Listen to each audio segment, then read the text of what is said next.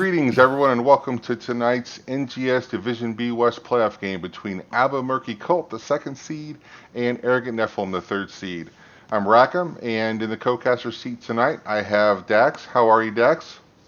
I am doing well, Rackham. How about yourself? Not too bad. More importantly, though, are you ready for some hot action tonight?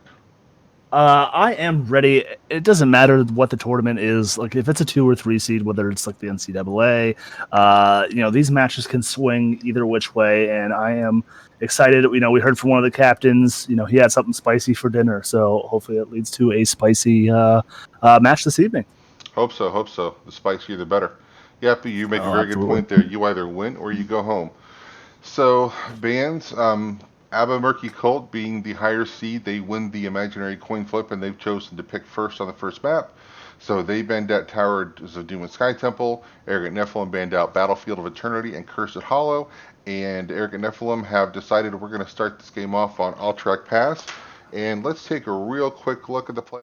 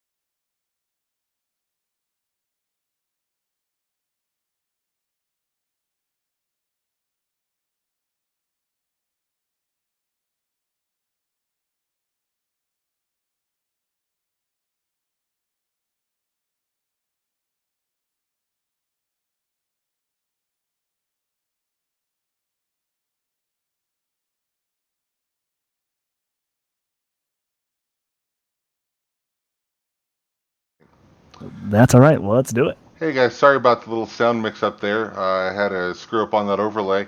We were just pointing out that the other side of the coast, the east, is already wrapped up for this round, and they've had some upsets. We haven't had any upsets here, so we've got the 2v3. If the pattern holds, then Abu Murky Colt could win, but 2-3, that's very close. You said they did play each other earlier this season, Dex? Yep, second week of the season, the second game for both of these teams, and then it did fare well. Arrogant Nephilim did walk away with a 2-1 victory. Wasn't a reverse sweep; it just went 1-1-1, and they took the victory earlier on in the season. Okay, well, I think people have been waiting long enough, so let's go ahead and start this game up. Teams are ready. Here we Let's get go. into it.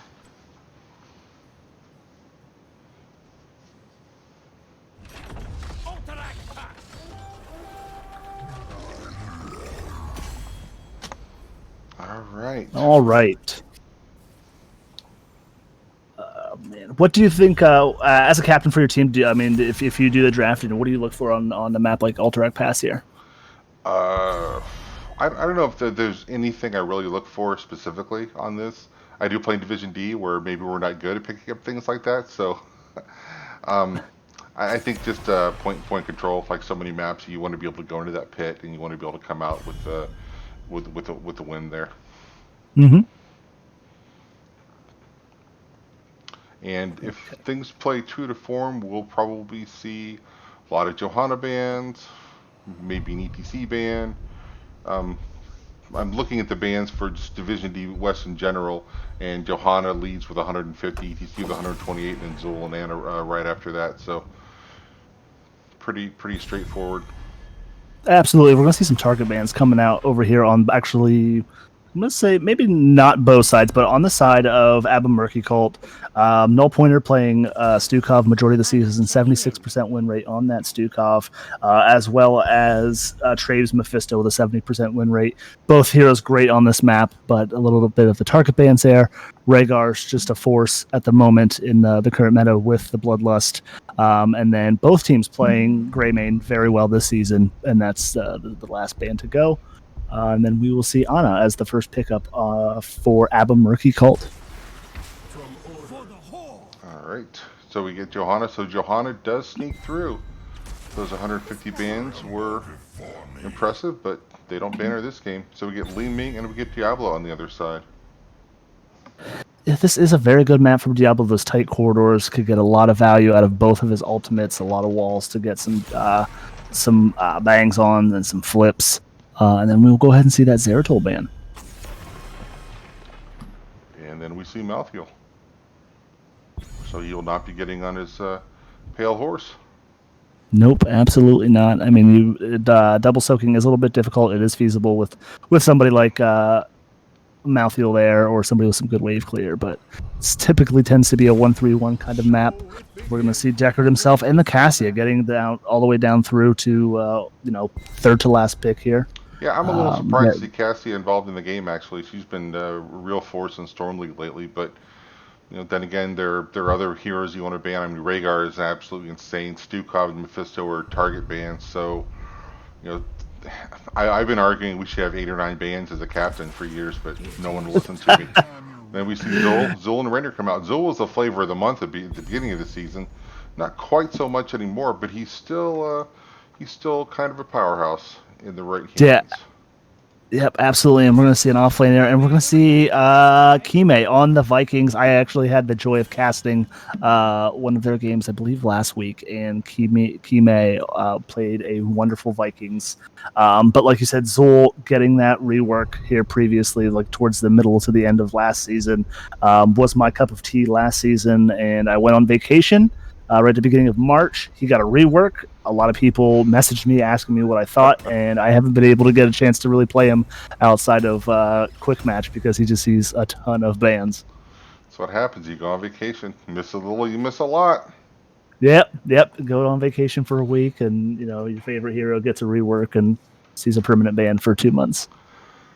Yep, and the Lost Vikings means we'll have someone probably in every lane the whole time, so I'll be counting on my illustrious co-caster to kind of keep an eye on that for me because I can only move the camera so darn quickly. There's a reason I don't play Vikings because I like StarCraft, but I can't play competitively because there's just too much micro, and the Lost Vikings just leans a little bit to that in that direction for me. I can barely control one hero most days. I can't even take a Piano Johanna build because I get a little bit confused too many about buttons. where the buttons are. So Vikings, I'm done. I'm out. Goodbye. Oh man, you know what? It's probably a little bit easier if you can just leave one hiding in a bush and they could still get the soak. But now that you have to be actively in lane and being able to pick it last without having the butcher, to worry about could be okay. So Zul's going to have his work cut out here for him. He's going to have to, my guess is probably going to be blue build, but he could get a little bit more poke out of, let's say, Scythe build, but they have Li Ming for that, Rainer. Right. So let me introduce the blue team here real quick. We've got Magini on Ana, Creeper Z-Bot on Li Ming, Doberman on Diablo, Akash on Zul, and Hellfire on Rainer. And for the red team, you want to read them off for us? Absolutely. Arrogant Nephalem in the red trunks. We have Null Pointer on that Deckard, Trabe on the Tassadar, Dakilidin on Cassia, Segatai on Johanna, and Kime on the Lost Vikings. As a developer, every time I still see Null Pointer's name, it makes me nervous. I don't like it. But we'll see if you can bring the pain here, like Null Pointers generally do. All right, and then it looks like we're going to see the Vikings just split off immediately. Going to 2 top, 1 in the bottom there, and then Zul is going to, noticing that, and he's going to peel off as well. So the team's just mixing it up a little bit. Johanna may be getting a little bit deep. She does get charged by Diablo, but she has a D. She's not really impressed by Diablo's charge, so she just casually wanders out of it. And I'm guessing we'll see teams picking up the camps as soon as they pop in about 12 seconds here. Yep. about a minute and a half, they should show up. I think they make their appearance here. But, Diablo's going to be careful. They are getting a good chunk of this first tower down here. Segatai getting a little low on that Johanna there. Going to be able to walk out and drink some of those Capri Suns from the Deckard. We're going to see rotate down to the bottom here. We're going to see Eric the Swift get charged against the wall. Kimi is going to sneak him out of there a little bit. But we're seeing a lot of pressure in the bottom lane here as well. Johanna walking in amongst all the blue nameplates there, but she is Johanna, so she can do that kind of stuff. And I've never heard them called Capri Suns before, but I am stealing that. I will be stealing that from now on. Yep, that's kind of what they remind me of, especially if you have like the Army Man Deckard skin and they look like a little flasks. They definitely look like some Capri Suns. Now let's take a look at the top lane here real quick. So we've got 2 of the Vikings just hanging out. They are moving, and Zool getting some pressure up on that wall, but they're going to be able to clean it up. And Zool coming down mid. Is he going to go help Raynor with the camp? No, he's just going to hang out mid. I think I'm missing something. Oh, we do have a Viking go down in the bottom that I missed. Nope, he was probably just helping clear that wave and catch that soak. He's probably the best on the team. Raynor did go Exterminator, so he probably will help assist, just trying to get those camps off cooldown. And we're seeing another hard push bottom here. They're going to do their best probably just to try and get some of these this early passive soak from the structures to assist them a little bit with the soak that they may lose on objective. Yeah, they've got that bottom wall almost gone. Okay, so we have the objective coming up here. Yep, absolutely, and we should be rounding up here in about 20 seconds on the camps coming back up. 39 on the side of Ab and Murky Cult, and where is it? And 14 on the side of Eric at Nephalem. And it looks like Ab and Murky Cult just wants to keep this pressure coming down here in the bottom. Yep, Eric the Swift is not going to be able to hold off an onslaught of 4 blue nameplates, so... Oh, in fact, he gets charged. Diablo charges him against his own building. That's kind of rude. And he is going to... Okay, he's not going to walk away. Raynor's got one of the longest ranges of the game, and he shows you how it works right there. And that absolutely. It's down to about 50%.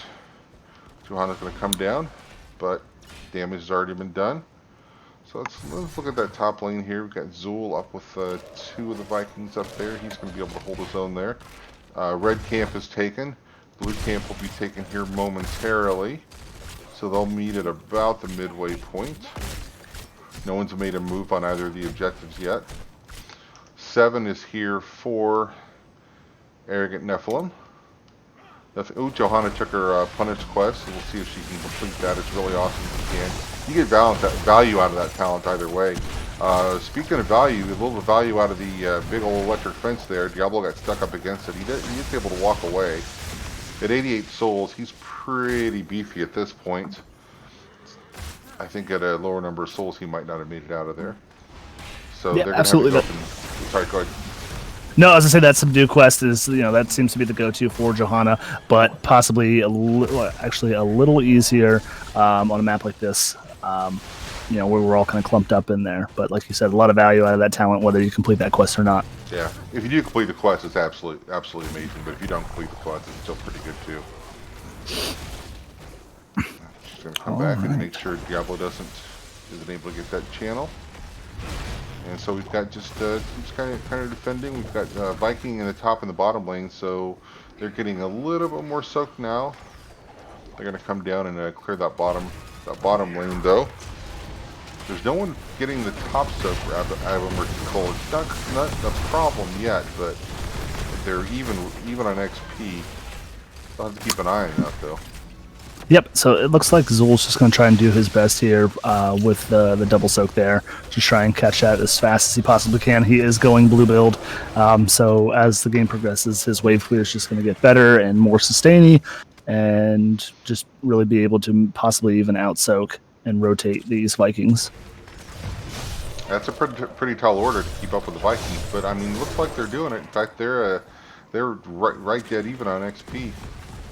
So one team is going to have 10 first. It looks like it might be Arrogant Nephalem. They'll have a really, really small window where they will have heroics and the other team won't, but I don't know if they'll be able to do anything with it. It's going to be, it's going to be razor thin. Oh, there we go. Another Viking goes down. Akash just doing doing the work up here, just auto attacking, and maybe one Viking getting caught up in the Wraith swipes. And Looks like he's Rogues gonna actually skip. got here for Abba Murky Cult before they got here for Arrogant Nephalem, but it was really close, so we didn't see anyone get that 10v9 advantage to work with really.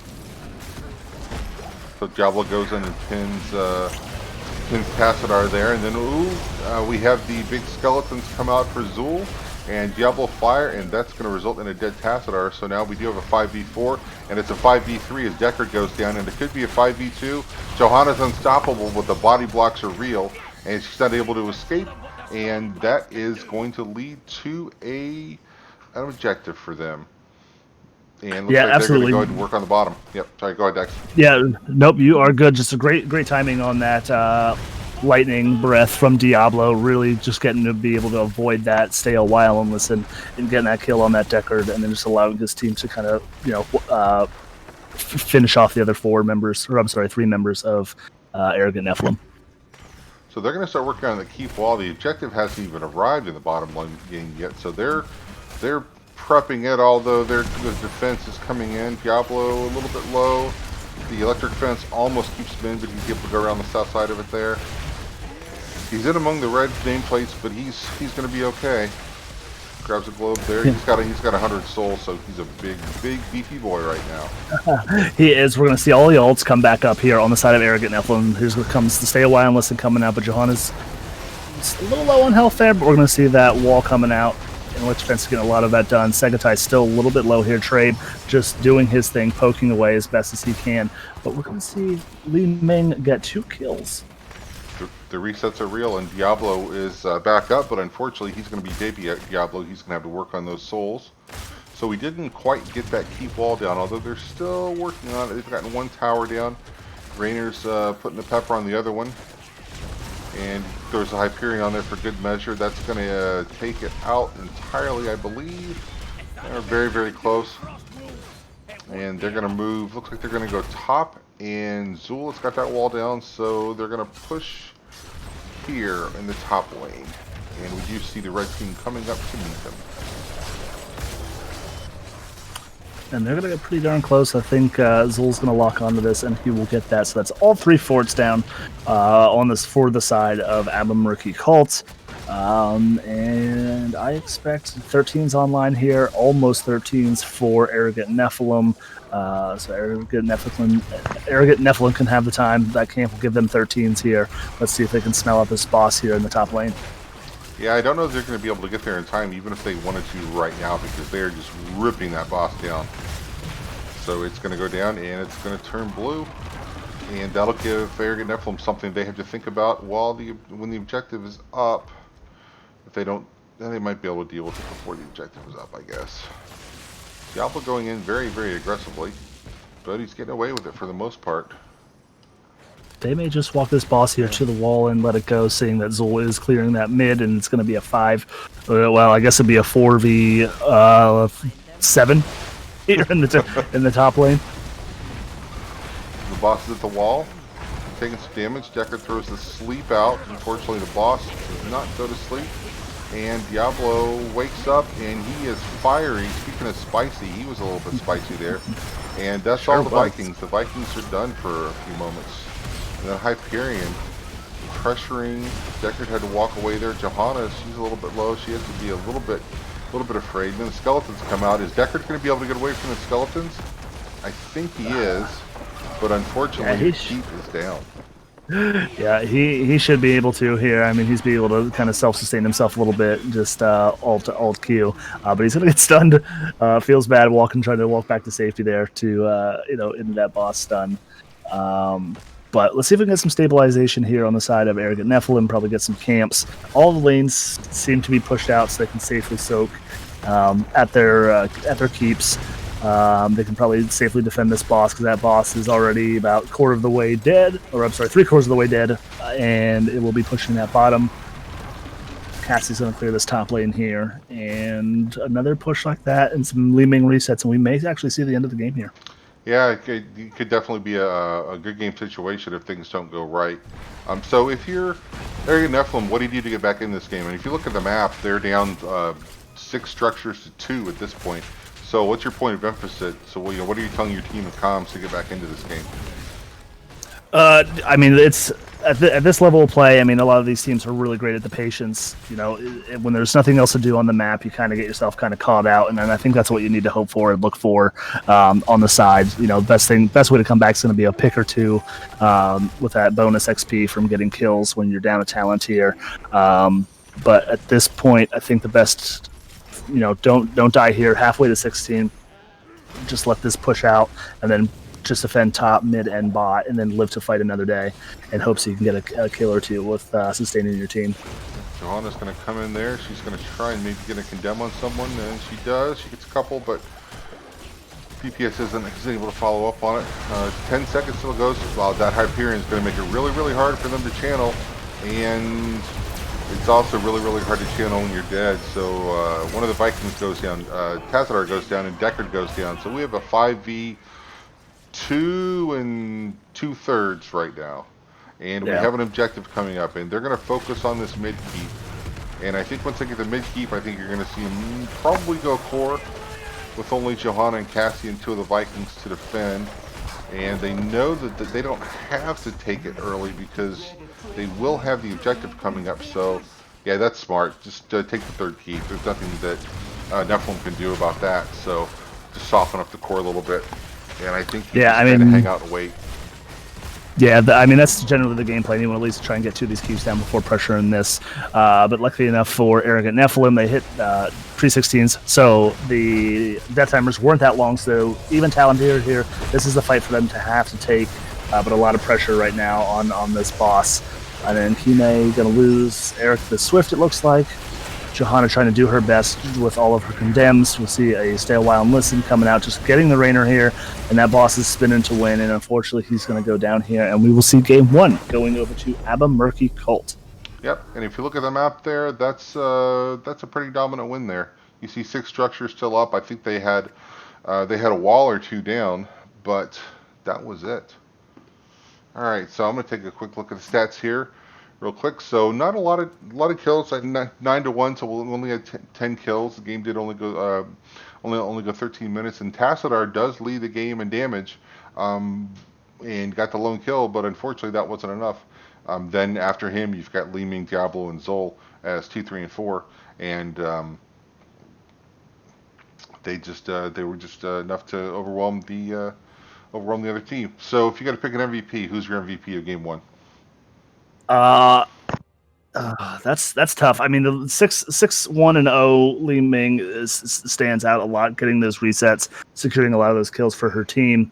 But I think, Akash on that Zol, I mean, being able to out-soak the Vikings, getting the double soak rotation when he can, getting a lot of pressure in the off lanes, really is allowing his team to push early game in that bot lane to potentially open up a win condition in that boss lane bottom, and having Zol just rotate top and mid. Something you don't see very often, but by the end of that game, being able to out-soak the Vikings by just over 2,000. So I think it'd be a toss-up, coin flip. I'll let you make the final call whether it be the Li Ming or the Zol there. I think as a main player from a long way back, I think I go with the Ming. I just look at the 6-1-0 and say, yeah, that's it. She led in damage, and she was the king destroyer, so I'm going to give that to Absolutely. her. All right, so let's head back, and I'll do one of my favorite things to do as a caster, and that is give someone a point. So that gives us 1 point for Abba Murky Cult and no points for Arrogant Nephalem. And Arrogant Nephalem has decided that they want the first pick, so we'll see where we're going to go. Check with the team here. All right. Let's see. They banned Towers of Doom and Sky Temple. Both of those are kind of larger maps, so I might maybe guess Infernal Shrines here, or maybe Tomb of the Spider Queen might be my guess. Well, you have guessed right. We are going to Tomb of the Spider Queen. So let's get the lobby created. Right. I'll get all the cats herded in here, and we will play a game. All right, the ultimate wave clear map. This is one of my favorites. But like I said, being a Zol player, so just got to do just do your thing. We could see the Zul ban here, and I could see the Respect ban coming out for that Li Ming here in game 2.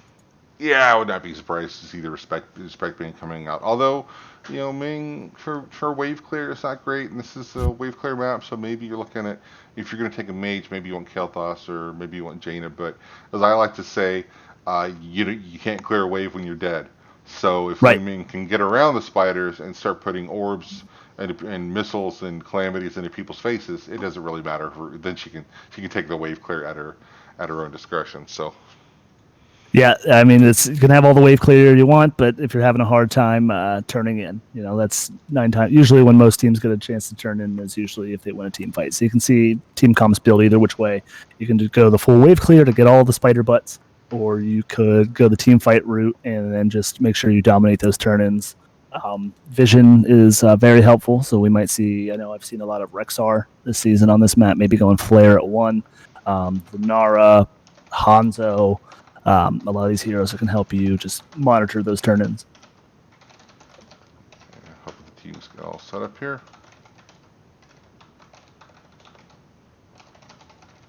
All right, and it actually looks like they swapped portraits. So we have the portrait synergy coming out for both teams here. Right. So I think the banner for Abba Murky Cult was correct on. Yeah, it was on Creeper. Yeah, and then just Trade needs to be the banner. Okay, got it. I got lucky there. So while we're getting everything set up, we'll give you guys something cool to watch, and we'll be right back.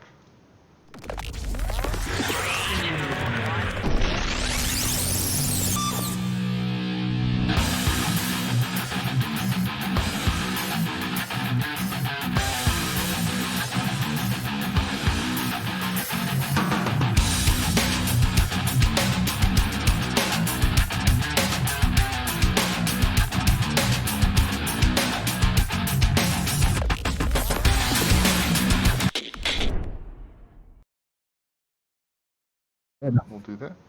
All right, welcome back there. Still got the teams ready to go. I think we are just about there. All right, one team is ready. See if the other team is ready. And we'll take you to this wonderful Tomb of the Spider Queen. How many bosses do you think we see taking this game? I'm gonna say 3. I think it's gonna be a game where people are in the boss pit the whole game. We'll see how it goes. I hope so. That's a game can be won or lost in the boss throw pit. For me, I like putting emphasis on the mid lane because if you have the mid lane pushed out, it really helps the vision on those 2 turn-ins. But I know a lot of the strategy is, like you said, push that top lane if you can. Just to open up that win condition in the boss pit here. Something like this you could possibly see. Rexar can solo a boss.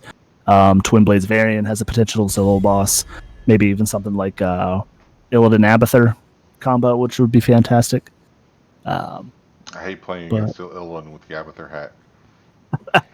I've slowly picked up Illidan. He's just kind of been like a fun, quick match pick for me, whether I have somebody playing Abathur or not. But you definitely feel kind of invincible when you have that Abby hat on you, and you can just go in and do all the shenanigans and just leave. I see him played with such effect, and then you put him in my hands, and it's pip dead.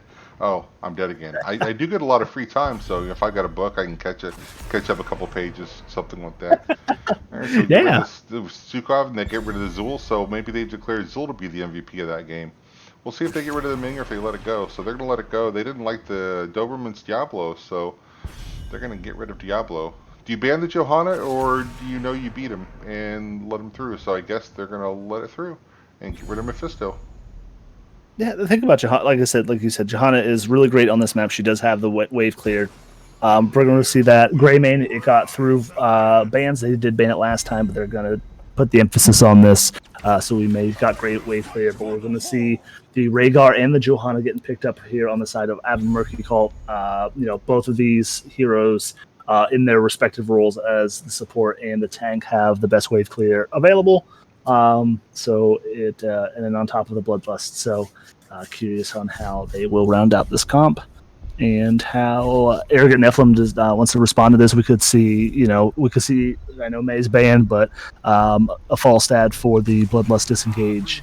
But we're going to see Trey pick up that Tassadar again and Segatai on the ETC. Geez, surprised. Johanna and ETC are the two tanks taken. If they're not banned, that's generally the way it goes. They're so strong. I mean, they can both do everything. There's not a map that they're bad on, really. They're better on some, but there's not a map where I think, man, I really hope we don't get Johanna, and I really hope we don't get ETC on this map. And it's strange that like neither one of them really saw buffs. Diablo was nerfed a handful of times, and then just kind of coming down through the pipeline. Johanna's just, like I said, she has the wave clear, but she just does a lot of things well and fits in any comp. And then ETC just holding strong, just getting the double CCs, and then a mosh pit. If you can land a mosh pit, can really swing games. Get rid of the Rainer. What do you put with that Rhaegar to maybe let's assume they're going to go Bloodlust, because that's the meta right now. Do you maybe take a Thrall or something like that? That nice big area slow to keep everyone in range of the Bloodlust, or do you just play it straight up the characters you would normally play? Not who else you could take to really take advantage of it without the Diablo, and of course Diablo's off the board here. You might be able to see an Imperius here. I think it's, really bodes well for more auto attacks, but we're going to see the Hanzo come out here, and then the Artanis. So I expect Artanis to go the new, it left Ire talent at 1 with the stacks. I was thinking maybe they could have tried maybe the double support Vala as the auto attacker, but it looks like they're going to have Hanzo as part of that rotation, who has decent wave clear. I think it's at 4 or 7 when he can get that decent wave clear on the queue. But maybe Jaina coming out here on the side of Abba Murky Cult. I mean, Tassadar is a good combo with the Rhaegar with Archon if he goes the Archon ult, pairing those together nicely. But we'll see the Yrel coming out to deal with that Artanis, and Deckard rounding out. So a lot of CC, a lot of blow up coming out on the side of Arrogant Nephalem here. Yeah, and that front line, you've got ETC and Yrel. If you have a 5v5, if Tassadar could just sit behind that front line, he should be able to just go nuts. And there's Yrilliden. He doesn't have the Abba hat, but we'll see him, and he does have that really cool skin, which I like, so I'll give him +1 for that. So whose draft do you like better here? Man, you're gonna have me. Like I said, I spoke so well of Illidan before the draft here. I like the team fight on the side of Arrogant Nephalem. That's what they want to do. They want to team fight, a lot of lockdown, just putting one person in place and just having Tassadar and Greymane just destroy them and remove them from the planet. And Rhaegar kind of excels in that healing side of things, where he just wants fights to be over and done with. So if he can't keep or sustain that person alive, then it's kind of bad news for him, but it could sway his decision from Bloodlust to maybe an Ancestral to keep his teammate alive. Yeah, I think if you just go in like a traditional, I'm a WoW player, so I'm looking at the comp for Arrogant Nephalem kind of like a WoW comp. Oh, you've got a really good tank, you've got a really good healer, and you've got really good DPS. It's got a classic comp. And then look at the comp for Abba Murky Cult, and it actually scares me a little bit. I'm scared for Arrogant Nephalem if they can really get that thing going, because you've got Illidan hunting in, and Tassadar if he gets his stacks, and Hanzo throwing an arrow, and then Johanna hitting people to shield, and Rhaegar throwing the Bloodlust. It could be a press R and win the fight immediately kind of a comp, and I'm really excited to see what they could do with that.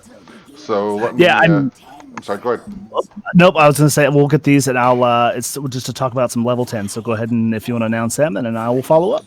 Okay, so we've got Majere on the Rhaegar, Doberman on Johanna, Creeper Z-Bot on the Hanzo, Akash on the Artanis, and Hellfire on the Illidan. And in the red trunks? All right, in the red trunks for Arrogant Nephalem, we have Trabe on that Tassadar, Kime on the Yrel, Dakilidin on the Greymane, Null Pointer taking that Deckard again, and Segatai on the ETC. But what I was going to say was Trabe could go Black Hole as a disengage tool for the Bloodlust here, as well as Stay a While and Listen can do it. And then we're going to see Artanis fall down here a little bit earlier, a little bit better team fight coming on the side of Arrogant Nephalem. Dakilidin doing the best that he can, but he's going to get blind below Johanna.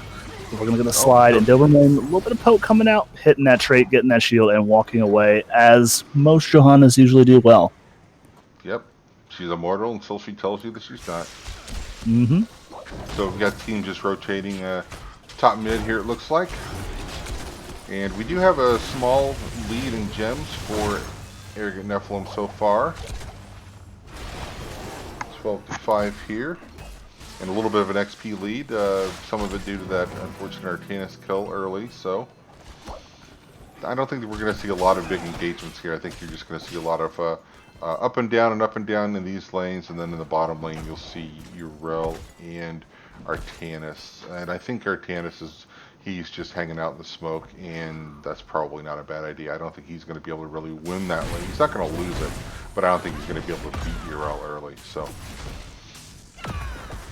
No, she will. She'll be able to hammer him away anytime he wants to step in there. But I mean, he's just going to go in there. He's trying to get those auto attacks on her. She's not too phased by it with all the armor that she can get sustained in lane here with Dauntless at 1. So, like you said, I don't think either one of them really wins or loses this.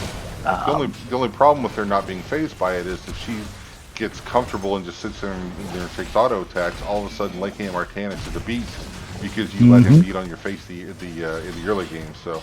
She's going to have to watch out for that a little bit. So we have the first camp taken, the camp pushing for the red team in the mid, and then Greymane is down there. He's going to take that camp. And wow, a lot of low nameplates for Murky Cult, but they're able to back up a little bit, get some heals.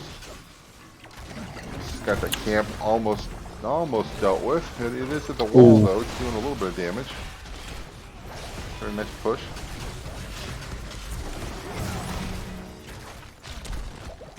Yep, typical early game of the Spider Butts here. We'll see if they decide to try and hold the Bruiser camp for the turn-in, see if they can get that moving up shortly. But now it looks like they are slowly evening up. I think once they got that rotation down, they had to make a little bit of adjustment with having Illidan down in the bottom. But we're going to get the rotations back in line here into top and mid. There is a lane crashing up top that Johanna she might miss 1 or 2 of the orbs there. But we're at 40 gems turned in already on the side of Arrogant Nephalem. Top of the talents there, see what everyone took it for. Sorry, I missed that. And we need, if I'm doing the math right, we need 5 more for blue and 1 more for red. Yep. So trying to fuck those. Now 1 more for each, so they've evened that up. All right. We'll have 50. Good luck turning them in, though. It looks like Murky Cult is keeping an eye on the top, and I don't think Urel's going to be able to shake Artanis, but I think someone's going to have to win a team fight before anyone gets 50. I just don't see it happening. And there goes Greymane. That might be it, though. That might be enough. Yep, that might be enough for turn-in. I mean, it still looks like Arrogant Nephalem will have the 7s here, so let's see if they can kind of poke through this here, get the 7 advantage, and maybe win a team fight here. Segatai is a little low, but he looks like he's trying to get some position for his team, and he's just going to go ahead and slide on out of there to safety. Deckard's got some decent pokes, so does Tassadar, so we're going to do a great job there. Kaime's still trying to get the turn-in for their team. About half health with a shield on the side of Artanis, so I'm not sure how much longer he'll be able to poke this. May call for some reinforcements. Yeah, Johanna, kind of low. Yep, Johanna's kind of holding 24 for her team. That's the majority of them that they do need in. So I think that's where Arrogant Nephalem is going to put a lot of their attention, is onto Doberman on that Johanna. So both teams have way more than enough to turn in. Oh, looks like Arrogant Nephalem might be getting... Oh, no, they don't. Wow. They were turning in and they had enough, but Murky Cult just barely beat them to it, so they're going to get the first objective at 5 minutes. So we'll see what they do. Yep, it's a little early. Looks like they're going to position themselves in this top lane, like we discussed a little bit earlier, to position in this boss lane. Going early on the turn-in means that Arrogant Nephalem doesn't have to worry about that treacherous double turn-in. You see a lot of teams try and do that, and that is very detrimental to a lot of teams on this map. We see a little poke. Segatai getting low. He's going to miss that force wall. Does he have the boop? You're going to be scared there, ETC, but you're slippery. Congratulations. Yeah. Yes. So that top, they're focusing the top lane, but the big spider is almost done. Looks like they are probably going to get the wall. They've got the bottom tower and the top tower is gone. So maybe they're softening it up for a boss, especially with Illidan, who can get up there and later in the game just rip down that boss almost by himself. So maybe that's what they're thinking. Off the bottom lane here. Kaimi's going to be walking away here with about less than 1,000 health, about 800, and then the same with Artanis. But Kaimi being able to leap up against the wall there. But excuse me, Artanis being able to get that front wall down there in the bot lane. So I think an interesting point here is that, so we had the first objective going over to Abba Murky Cult, and then 10s are going to be here for both teams. So if Arrogant Nephalem can get turned in, they'll have the turn in with the heroics, and actually they're going to get 10 before Abba Murky Cult is. So if they can get a turn in here real quick, this could be real trouble, because they're going to take a team fight, eliminate a hero or two, and just push like crazy. So we'll see if they're able to pull it off. They're going to try and turn in top, and I think Trabe's going to get it turned in, and that's enough. And 10s are here. Let's pop it up and see what they took. We do get the black hole, no surprise there. Cursed bullet. This will stay a while, and we do get the mosh. So we'll see if they're able to get any value out of it. And yeah, that mosh. Yeah, that mosh pit could get a lot of value. There's 4 melee heroes. I saw somebody mention it in the chat. I think it was Migs. 4 melee heroes on the side of Abba Murky Cult. So if ETC can get a decent slide in that mosh pit, it could spell doom for them. But we'll see a lot of damage come out on the side of Abba Murky Cult there. They're going to have to trade a little low, Segatai a little low. They're going to forego this top lane here and maybe rotate mid, which that spider looks a little down. We're going to have the hunt come in from Illidan, and looks like that Bruiser Camp's going to take care of that before they can do anything in Artana. So not much of a turn in on the side of, or at least value on the side of Arrogant Nephalem here, but both teams have turned in again. Both teams faring at 11, and looks like we're going to see a just all-out brawl here in the mid lane. Oh, there's the mosh that we were looking for. And we do get Johanna, but he's going to pay for it himself there. Yep, we're going to see a tank swap there. The kill in really low. It looks like he stepped forward to grab some of those gems, and he's going to be able to pop Ardent Defender to keep himself alive here, so they still have the turn in. But Greymane just try to self-sacrificial lamb to try and make sure they keep those gems. So we give both teams the turn in. So and you would think with the person down, maybe Abba Murky Cult's going to be able to get turned in. So we'll see if they can or not. They're all top here. Oh wow, Akash has 40. That's a whole lot of spider butts there. And while all this is going on, it looks like we had a raid from Weenus. Thank you, Weenus, for sending your peeps over here to join our peeps. Absolutely. Hey, in the chat, I mean, if anyone here just curious on the turnout there of the sister game to this, the winner of that game will face the winner of this game. Well, Johanna with a little bit of tower aggro, but she's able to get back. And, oh wow. Tazadar put the electric fence up, but didn't quite catch her. She was able to sneak right through it, and she's gonna back in the middle of the battlefield with only 200 health. She got away with it too. Yep. So I tip my hat. Well played, Johanna. Yeah, so absolutely walking out of there with about a couple hundred health. They're going to do a great job clearing that top, only losing about a quarter health there on that that tower. They'll slide in here, work on this giant spider mid lane. Again, they're going to get maybe a well out of this, and that'll be about it. And then Kime doing a great job clearing off these 2 little guys here, but he needs to be careful. He's holding the entire turn in for his team here. Oh, Artanis is so suddenly surrounded by a sea of red. He's trying to get out, but he gets power slid and boot back to ETC, and then the force wall holds him in place just long enough. And although they do take Tassadar out, while that Artanis getting super value out of that shield. I don't know how he's still alive. ETC may not be for much longer. He does walk away. Well, Johanna. Oh, that Artanis shield. My MVP so far this game is the Artanis shield, not Artanis, but the Artanis shield. Just did he go? yeah, he went the green one. Yep. Shield Surge at 4, saving all of the Artanuses probably 90% of the time. You get that surprise shield and you get to run away. But great swap on him to kind of put himself in a position to get back behind that wall there. All right, so we have red web weavers coming down. We'll see what they're able to get out of this.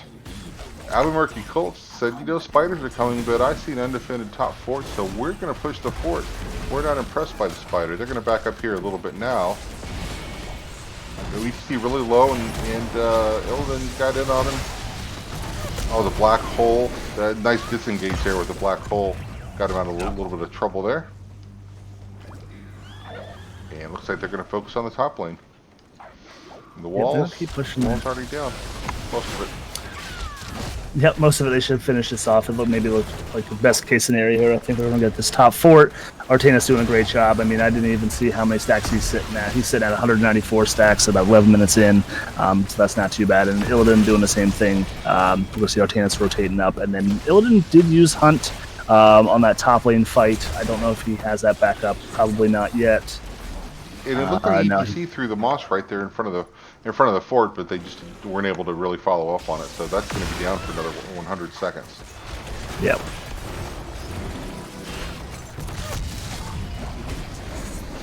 The curse bullet coming out there, not doing a whole heck of a lot there, but that's okay. That's only a 30-second cooldown. That'll be in the next team fight. The Hunt's going to come out, hit it onto the Killidan. We're going to see Null Pointer coming out with that sleep. A lot of poke coming out. Johanna in the back line doing her thing. Kime doing the best to kind of peel for the team.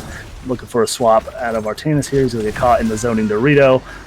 And the Condemn coming in, but Black Hole for the disengage. A lot of Q coming out. We're going to see Segatai sliding in and the boop. Not a lot going on, just a lot of poking here and there. Kime leaping back with his team. Curse Bullet coming out again. I see a lot of heroes getting low, but no one's really been in danger of dying here in this fight. I keep expecting someone to make that mistake, but they're all able to stay alive. So well played. We do have 16 versus 14 though, so Murky Colt might be a little aggressive about taking that fight until 16 comes for Arrogant Nephalem. And they do have the blue web weavers coming down, so let's see where they go. It looks like they're going to head top and clear that lane, at least the fort to start. Yeah, structurally wise, it's pretty close in that top lane. I mean, the top, it's about 2,200 health on the side of Murky Cult there, but they're going to start working on this keep wall. At the bottom, Kime's going to try and clean out this little bit. We're going to probably lose mid fort for sure. But again, this top lane with the boss is the win condition most times in these matches. Yeah, I wouldn't be surprised to see them if they can get the keep exposed at least. Then maybe if you get a pick or two, if you're not going to win the team fight completely, just back off and take the boss and shove it down that keep. We'll see how it goes though. ETC really low, but he's able to power slide away. The force wall keeps Artanis in, but he has shield. He doesn't care. He's not impressed by the force wall. And it looked like ETC might have been looking for the mosh there, but he kind of backed up there. So it was a good decision. I don't think he had to follow up for it there. He just kind of had that body positioning like he was looking for a power slide to mosh. So he's probably still looking for it down by his wall. This could be a really good place to throw it down if he catches 3 or 4. Oh, the black hole comes out, but everyone is already disengaged, so not a lot of value there. So that one will be up in the 63 seconds here. They're going to take this camp. So if you're Murky Colt, do you really press it here, or do you just fall back, take the camp, and collect your spider butts and you just play the map at this point?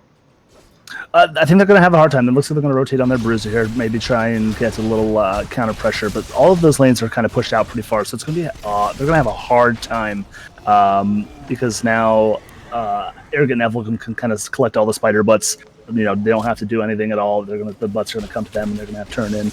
But even on a talent here, I mean, it's an even fight for Arrogant Nephalem here, so they could probably swing. But we're going to see the triple stun coming out. We're going to see, I think the mosh pit was canceled there a little bit. The Deckard really low. Illidan dumping in there. He's going to have that Q up on Trabe here again in a second. Dash coming in. Segatai getting low, getting that swap going down. Hellfire getting a little low, but they're going to collapse here onto the Greymane. He's going to go down as well. And Kime, a little low, getting that tap. That's the fun part about Yrel is you just kind of live forever, but unfortunately 1v3 here may not bode well for her. Yeah, so I think they're going to take at least 1 keep. I don't know if they'll be able to get 2 keeps. You don't think about ending here, do you? I mean, you do have you have 5v1, so maybe you think about it. I don't know if you're going to be able to pull it off though. I'm not sure. They may just back out here and maybe just try and take this boss, get level 20s, maybe recoup a couple of these alts, and look for a final team fight Oh here. wow, they are only 2 away from a tournament also. Yep, and we're going to see a little camp pressure in the bottom here, And and it looks like. Yep, they're going to send someone up to start the boss, knowing that 20 is going to be here very, very quickly. They don't even have to go get it; it'll just trickle in by the time anyone gets the boss. So you've got a talent lead, you've got a 3-level lead, you've got spiders that you can turn in right after this boss. This is going to be really, really hard for Arrogant Nephalem to defend. Yeah, all right, so 20s are online here. I was surprised Illidan maybe didn't rotate to maybe try and get 2 of those spider butts to complete the turn in here, but they're going to try. Arrogant Nephilim's going to try and take the time here to turn in themselves. The boss is going to be captured, and they're going to have to try and fight down a talent tier here. We do have the turn in there, and that's so we have the boss, we have the spiders coming, and we have 20s, and we have 3 talents, or 3 levels. So this is going to be rough. Illidan hunting in onto, who was that? Dreaming, I think. And ETC is stunned. Oh, nice swap. He's probably going to go down. Deckard has already gone down. The boss is going to take the keep, and unfortunately, if you're Arrogant Nephalem, I think this is probably the game for Murky Cult. I just don't see a way they defend it at this point. Yeah, they're just ripping that thing down. 40%, 30%, 20. Black hole comes out, but it's not going to be enough, and that is going to give the game and the match over to Murky Cult in a pretty exciting 2-0 finish. Yeah, I mean, there was that in that last fight there. I mean, I think it was null pointer on the Greymane. I mean, he didn't even have an opportunity to push any of his buttons between the Illidan hunt, the arrow by Hanzo, and the Johanna shield. He was 100-0 and not even being able to try and E out of anywhere. Yep. So if we go look at the tail of the tape here, 13-2 in kills, and once again we have Tassadar throwing up those high damage numbers, but they just weren't able to convert enough from them to kill the kills. Illidan, wow, with that 5-8-0. I think Illidan's going to have. No, I take that back. My MVP is still going to be the Artanis shield, not Artanis, but the Artanis shield, because that team fight, it kept him alive for 3 extra kills, and I don't know if that was the game swing, but it definitely didn't hurt. So, who's your MVP of the match? Oh my gosh! I mean, that's a tough one. I mean, Rhaegar putting out a ton of healing, even more so Deckard with Ruby potions. I mean, he did go a healing totem at 4 versus the mana regen, and not having to see any issues of not being any team fights. So doing a great job there. But only 2 kills. A ton of damage coming out on the side of Trabe on that Tassadar again. I mean, even if you toggle it, in the top 3 they had the Greymane and a Tassadar with all of that damage. So I think for me it's going to be Rhaegar, and the current meta right now is just push R to win with a Rhaegar and Bloodlust. Yep. So I'm going to go and let's make it official. Let's mark up the score there. 2-0 for Murky Cult. They'll be advancing. Looks like we are going to get Creeper Z-Bot in for an interview. Awesome. So let me get him in here a second. Yep, and then Harborum in the chat saying Caffeinated Knights did win the sister game, so we will see an Murky Cult and Caffeinated Knights a 1-2 in the Coastal Finals coming up next week in the best of 5. All right, I see Creeper in there, so let's pull him in. Sure. Creeper, how are you feeling right now? I'm feeling good. We're in the Coastal Finals, so that's pretty dope. You are. I'm gonna say well played. First and foremost, you guys just especially that second game. You just came out and I think you were leading the game from wire to wire. It was a very very well played. So from your point of view, if you had to pick an MVP for that for either one of those games or for the match, who would you give that award to? It's honestly pretty tough, but I'd say if I do have to pick one, it's definitely going to be the Cash the Offlaner.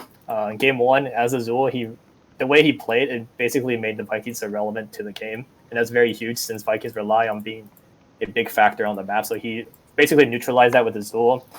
In game 2, he's always even when they always go for ganks on his Artanis, he would always somehow live. I don't really understand how, but he miraculously lived, and we're able to turn the tides like just like that because he stayed alive. Yeah, that was my MVP for the second game. You guys were playing, so you didn't hear it, but it was Artanis' shield, not Artanis, but just Artanis' shield. But it kept him alive through that through a couple of fights, and he was just very very hard to kill, and he was definitely he knew what that hero could do, and he was really taking advantage of it. So I tip my hat and say very well played, and he was good the first game too. So yep, I'm not going to disagree with you there. All right. So Dax, what questions do you have for our winning captain here? Just a question about the Illidan pick there. I am a fan of Illidan. I mean, was it just a last minute, hey, can I try this kind of pick, or locking in the Johanna and not seeing a Cassia or any of the blinds are real hard CC to deal with him? I mean, was it something that you were looking for drafting in that match? No. Usually when we have the map pick and we have the last pick, I usually want to leave it to something that's very that's a lot of flexibility. So this is why I picked the offlaner in the second phase of picks. So I know that I have that last flexibility. It could be basically anything, right? So see Hellfire being a very good player, he immediately notices once they pick their 5, he's like, hey, there's no counters to Illidan. I'm just gonna go Illidan, and then we're like, okay, sure. I mean, we didn't see anything wrong with it, so we're like, okay, just go ahead and play the Illidan, and that definitely was a huge factor in our win. Yeah, absolutely. I mean, you guys having that CC lockdown between the Hunt, the Johanna Shield, and the Hanzo Arrow, and I even commented that last team fight. I don't think Greymane got a chance to push any buttons. He was just he walked up for one pixel and then he died.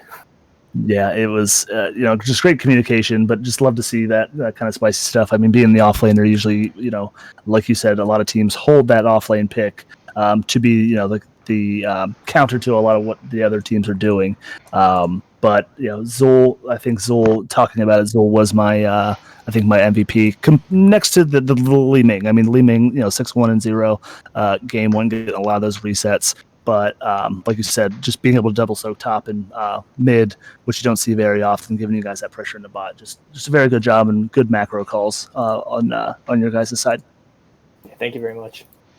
Yep, so very well played. So, anything we're going to be able to look forward to seeing you guys play next week? You have any secret strats? And I'm not asking what the secret strats are, but do you have anything in mind you've been saving, or are you just kind of going to come out here and the heroes that you're playing well, and just that's what we're going to draft, and we're just going to play them well? Yeah. If Caffeinated Nights is watching this, I just wanted to let you guys know, if you guys are watching this, we are called Abba Murky Cult, so you always want to be ready. Oh, absolutely. There's that. So cool. So before we let you go and celebrate and throw some champagne around the locker room, whatever you guys do, anyone you want to give a shout out to before we get out of here? Yeah, shout outs to my team for taking the dub today. Shout outs to Arrogant Nephalem for giving us a good set. And thank you to you two, Rackham and Dax, for casting last minute. And you guys are great. Thank you very much. Cool. Hey, no problem. Dax, any last words of wisdom for us before we let these fine gentlemen get back to celebrating? No, I just look forward to seeing the Coastal Finals next week. I think I've gotten to cast 2 of your guys' games this season, so just you have a big fan of me and the kind of the team comps that you guys draft. So just look forward to catching this match next week. All right, sounds good. Okay, well, congratulations. Good luck next week, and I think that's going to do it for the broadcast tonight. Thanks to everyone on Twitch land. Thanks to Weenus for throwing us a raid, and I believe he threw some gift subs out there. Why you subscribe to Rackham's channel, I don't know, but welcome subscribers, and we will see you out in the Nexus. Good luck, everyone. Hey, have a good night.